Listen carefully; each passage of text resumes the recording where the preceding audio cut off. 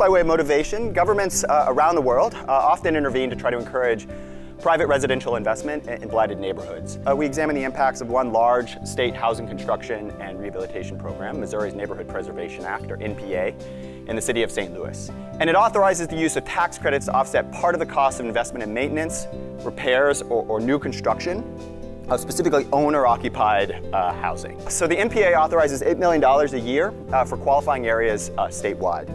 So every year since the program has been in existence, since 2000, demand for these tax credits has far, far outstripped supply, even through the recession.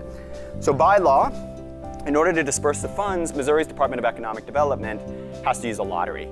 So during this period, there were 286 winning properties. The average credit authorized was close to $36,000, so these are very sizable credits. And the average credit that was actually issued was about $22,000. So first thing to note is that denied applicants in the year of the application alone are issued about 0.35 building permits. So this is like 7 times as many building permits in the year of the application, kind of a typical property in St. Louis.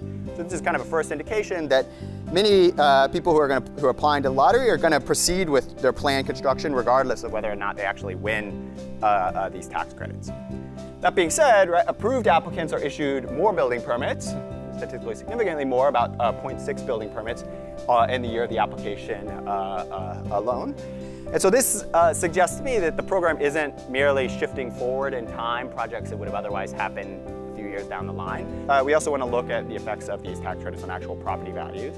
And so you can see here that winning the lottery is associated with approximately $15,000 higher assessed value. The key question is whether or not the program-induced investment has differential effects on neighbors' propensity to invest and neighbors' property values. It looks like there's slightly more permits being issued to properties around approved applicants than denied applicants. These differences are very, very small relative to the direct effects that I mentioned earlier. If we're kind of generous to the program and we include the impacts on recipient properties as well as those within about 100 feet, the higher property values resulting from program-induced investment between 2003 and 2010 generate somewhere on the order of about $114,000 in additional tax revenues.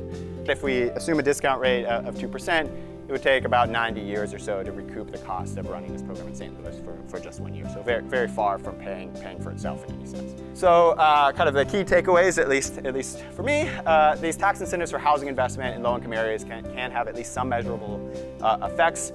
But given the amount of crowd out that we see, as well as the limited scope of these spillovers, these types of production subsidies are likely to be fairly expensive and crude tools in pursuing neighborhood revitalization goals.